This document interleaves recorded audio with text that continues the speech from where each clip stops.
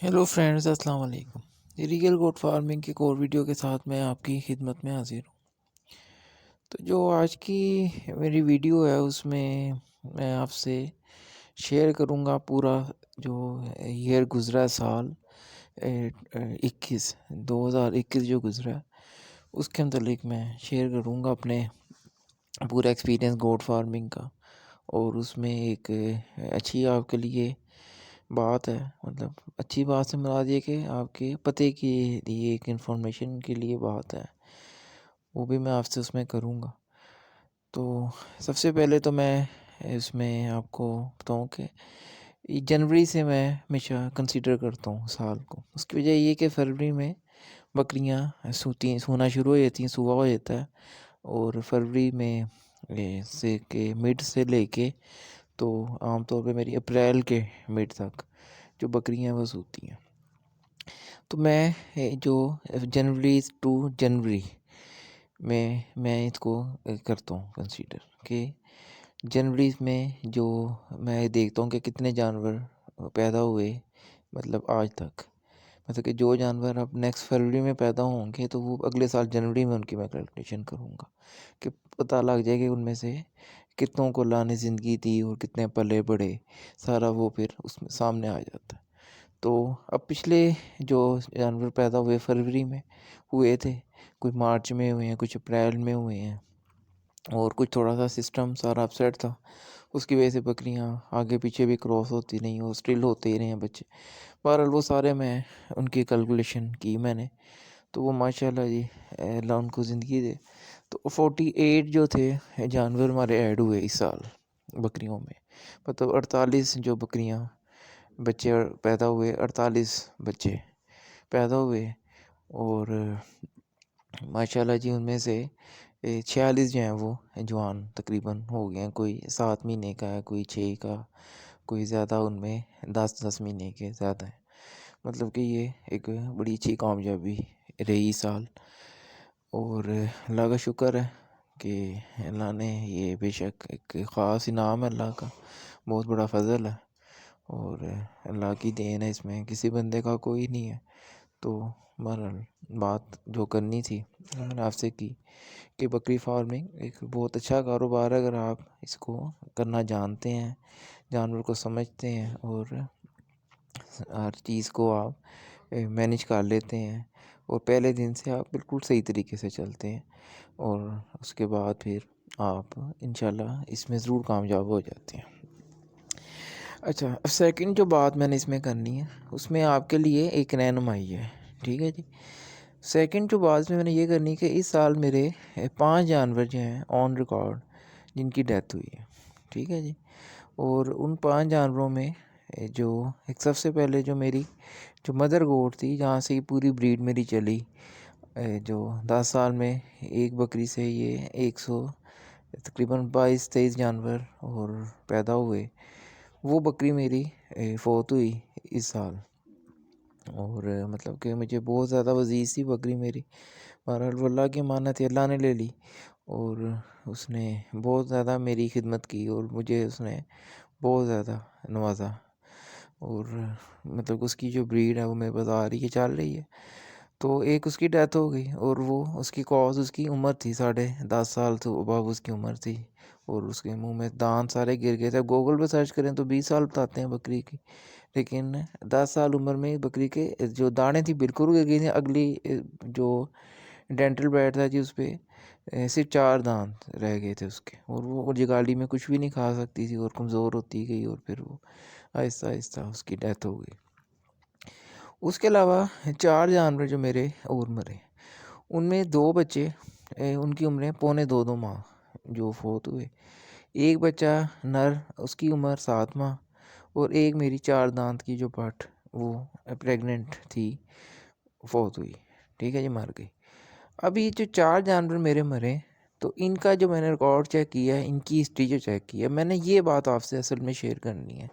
इसको आपने मेरी बात को समझना है। देखें, मेरी जो वीडियोस होती हैं ना वो इन्फॉर्मेटिव होती हैं आप लोगों के लिए, जो लोग तवज्जो से मेरी बात सुनते हैं। इनमें कोई भी आपको क्रिंच नहीं मिलेगा, कोई इसमें आप मैंने ऊपर कोई थंबनेल नहीं लगाए होते रंग बिरंगे, जो बात होती है वही होती है उसमें, ठीक है। और व्लॉग्स भी आपको मिल जाएंगे, जानवर सेल परचेज के भी आपको मिल जाए, सब कुछ मिल जाएगा, लेकिन ये बातें आपको नहीं शायद मिलेंगी। 4 जानवर जो मेरे मरे, उनकी जब मैंने रिकॉर्ड चेक किया है, हिस्ट्री चेक की है कि क्यों मरे, तो वो आप यकीन करें कि वो चारों जानवर एक ही बीमारी से मरे हैं, और वो बीमारी थी ईटीवी का अटैक। चारों जानवरों को ईटीवी का अटैक हुआ, और उनकी जो वजह बनी मरने की, वो ईटीवी का अटैक बना है। जो छोटे बच्चे थे, अब उनमें ईटीवी का अटैक क्यों हुआ है तो मैं आपको बताता हूँ। उनमें ईटीवी का अटैक इसलिए हुआ कि वो देखें, पहले नोट करें कि दोनों की उम्रें पौने 2-2 माह थी, पूरी पौने 2-2 माह उनकी उम्रें थी, पूरी पौने 2-2 माह, मतलब कि जो उनके बर्थ डेट से उनकी जो डेथ डेट है वो पूरे पौने 2 माह बनती है। तो उसमें अब दोनों का रिकॉर्ड में क्या है कि एक ने सुबह बहुत ज़्यादा खाया ड्राई मैटर, बड़े बच्चों के साथ वो सुबह खा रहा था बहुत ज़्यादा, मतलब सुबह वो 8 बजे खा रहा था और शाम को 8 बजे उसकी डेथ हो गई, मतलब कि 12 घंटे के बाद। और दूसरा जो बच्चा मरा, वो शाम को 7 बजे खा रहा था और सुबह 5 बजे उसकी डेथ हो गई। ठीक है जी। और दोनों का ईटीवी अटैक हुआ दोनों को। ठीक है, वजह क्या बनी, वो बच्चे खाना शुरू हुए लेट। ठीक है जी, उनको मैंने छोटी उम्रों में ऑफ़र नहीं की, उन्होंने 1 माह के उम्र में तक नहीं खाया। ठीक है जी, उन्होंने खाना शुरू किया जब वो 1.5 माह से अबव हो गए। ठीक है, और जब 3-4 दिन 5 दिन उन्होंने खाया, और फिर जब जिस दिन उन्होंने ज़्यादा खाया उसी दिन उनको ईटीवी का अटैक हुआ। मतलब ये पॉइंट आपने नोट कर लें कि आपने बच्चों को 15 दिन की उम्र से खाने का आदी बनाना है, ताकि उनके बैक्टीरिया डेवलप हो ओजरी में और वो ईटीवी के बच सकें। उसके अलावा 1 महीने के बच्चे को आप वैक्सीन लगवा दें लाजमी, और 3 माह की प्रेग्नेंट बकरी को, 4 माह की प्रेग्नेंट बकरी को भी ईटीवी की आप वैक्सीन लगवाएं। सर्टन डेथ जब आपकी जानवरों में होगी वो ईटीवी के अटैक से होगी। ठीक है जी, ये बात होगी बच्चों की। अब आ जाते हैं 7 माह का जो पठोरा मरा है। 7 माह का पठोरा क्यों मरा ईटीवी के अटैक से, अब मैं उसकी वजह बताता हूँ। मैं इनको डाल रहा था कुतरी हुई मकई, ग्रीन पाउडर, हरी मकई। ठीक है जी, और साथ जंतर में ये ग्रेजिंग भी कर रहे थे, जंतर हुआ हुआ था शॉर्ट। ठीक है जी, तो मैंने फिर क्या किया, जंतर की कटिंग करवाई और उसको टोके पे कुतर के मैंने इनको वो डाला। और जिस दिन मैंने डाला है, तो उससे नेक्स्ट डे, मतलब एक दिन जानवर ने खाया और अगला दिन रात गुजारी, और अगले दिन सुबह अजानों के टाइम उसको ईटीवी का अटैक हुआ है और उसकी डेथ हो गई है। मतलब कुतरा हुआ जो जंतर था वो भी ईटीवी का बाइस बन सकता है, अगर आपके जानवर मकई खा रहा है या जंतर को ग्रेजिंग कर रहा है और आपने उसको कुतरा हुआ जंतर डाल दिया है। मैंने तो इसलिए डाल दिया कि जंतर कम है, तो जो टांडे ज़ाया हो रहे हैं तो ये कुतरे होंगे तो खा लेंगे। खा तो उन्होंने लिए, लेकिन उसमें से एक जानवर की डेथ हो गई। तो ये आप देखेंगे सडन जो मैंने चेंज किया है खुराक में, एकदम से जो खुराक मैंने उसकी चेंज की कि कुतरे हुए वो आदी नहीं थे टांडे खाने के। टांडे क्योंकि जंतर के जानवर नहीं खाते, वो छोड़ देते हैं, ज़ाया कर देते हैं। तो मैंने उनको फोर्सफुली खिला दिए ताकि ये बचत हो जाए मेरी खुराक की। तो उसका मुझे ये हमारे साथ भुगतना पड़ा कि मेरा 7 माह का जब थोड़ा था तकरीबन 25 से 30 हज़ार बिटवीन, वो मेरा मर गया। ठीक है जी, आपने बात अब याद रखनी है कि खुराक में आपने कभी भी कोई सडन चेंज नहीं लेके आनी, तब्दीली नहीं लानी। ठीक है, और जंतर को कुतर के आपने नहीं डालना। ठीक है जी, अक्सर लोग कुतर के डाल रहे हैं, हेव बना के डाल रहे हैं, लेकिन आपने ऐसा कोई काम नहीं करना। आपने उसको साबुत ही खाना, जितना वो खा ले। अगर आप अफोर्ड नहीं कर सकते, आप मकई डाल दें। ठीक है, उसको प्रोटीन को किसी और तरीके से बैलेंस कर लें वनडे में। अब आते हैं जी 5वें जानवर की तरफ, जो एक पार्ट मेरी 4 दांत प्रेग्नेंट पार्ट मरी। वो क्यों मरी, वो इस तरह मरी कि बारिशों के दिन थे, खुराक जो इनकी प्रॉपर जो टीएमआर में यूज़ करता हूँ वो शॉर्ट था, वो नहीं मिल रहा था, उसकी सेस नहीं हो रही थी। तो मैंने मजबूरन उनको खाली गंदम डाली। ठीक है जी, और खाली गंदम डाली और कम डाली, मतलब 80 किलो की जगह मैंने उनको 60 किलो गंदम डाली। लेकिन उसके बावजूद उस पार्ट को ईटीवी का अटैक हुआ। ठीक है, और 1.5 माह पहले या 2 माह पहले उनको वैक्सीन हुई हुई है। ये पॉइंट आपने ज़हन में रखना है कि 2 माह पहले उनको वैक्सीन हुई थी ईटीवी की सरकारी तौर पे, और उसके बावजूद उसको ईटीवी का अटैक हुआ है। क्यों हुआ है कि सडन चेंज आई, मतलब कि वो जो टीएमआर खा रहे थे उसमें 60% फाइबर मैं उनको दे रहा था और फाइबर कम हुआ 10-12% पे चला गया। जब गंदम डाली तो फाइबर 10-12% पे चला गया। सडन चेंज आई और ईटीवी का अटैक हुआ और उसकी डेथ हो गई। प्रेग्नेंट पार्ट 4 दांत पार्ट तकरीबन 50 से 60 हज़ार 70 हज़ार उसकी कीमत थी, वो उसकी डेथ हो गई, मर गई। नतीजा क्या निकाला है जी कि सडन आपने खुराक में तब्दीली नहीं लेके आनी, ठीक है जी। तब्दीली आपने जब भी खुराक में लानी है, आपके जानवर एक दिन भूखे खड़े रहें, उनको खड़ा रहने दें।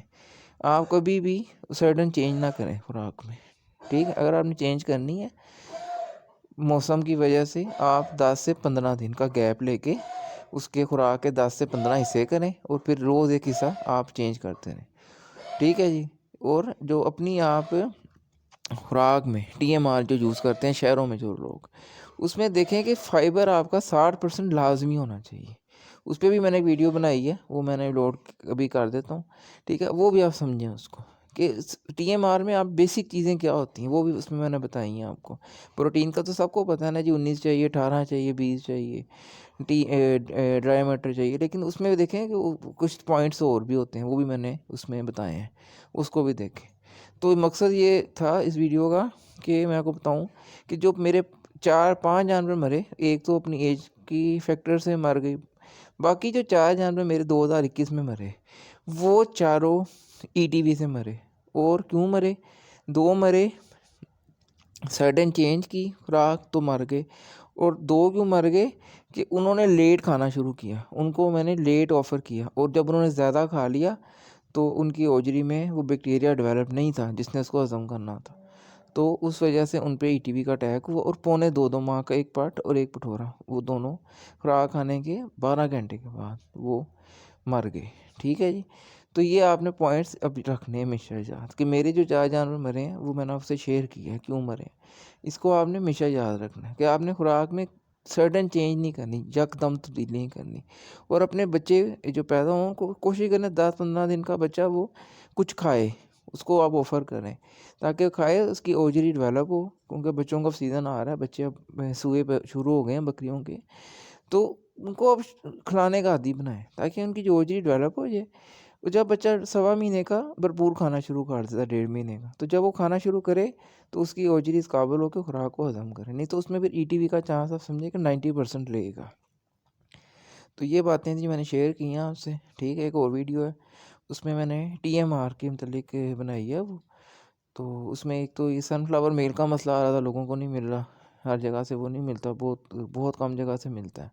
एक उसका मैंने बताया सब्स्टिट्यूट क्या करना है, तो वो भी आप देख लीजिएगा। सेकंड उसमें मैंने बेसिक बताया कि टीएमआर को हमने क्या, उसमें क्या क्या चीज़ें होती हैं प्रोटीन के अलावा और ड्राई मैटर के अलावा, हमने उसको किस तरह बैलेंस क्या करना होता है जानवर को हज़म करने में, उसको उसकी भूख को मिटाने में किस तरह क्या क्या पॉइंट्स हमने देखने हैं, तो उसको भी आप समझिएगा। तो दुआओं में याद रखिएगा। तो फिर मिलते हैं नेक्स्ट वीडियो में। ओके जी, अल्लाह हाफ़िज़।